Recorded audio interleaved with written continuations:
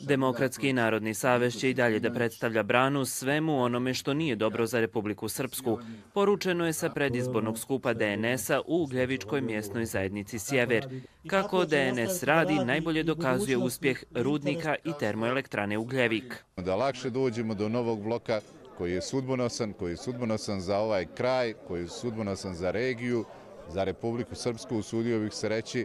Znam da možemo, znam da imamo kapaciteta, znam da imamo sagovornika u svijetu za takav posao.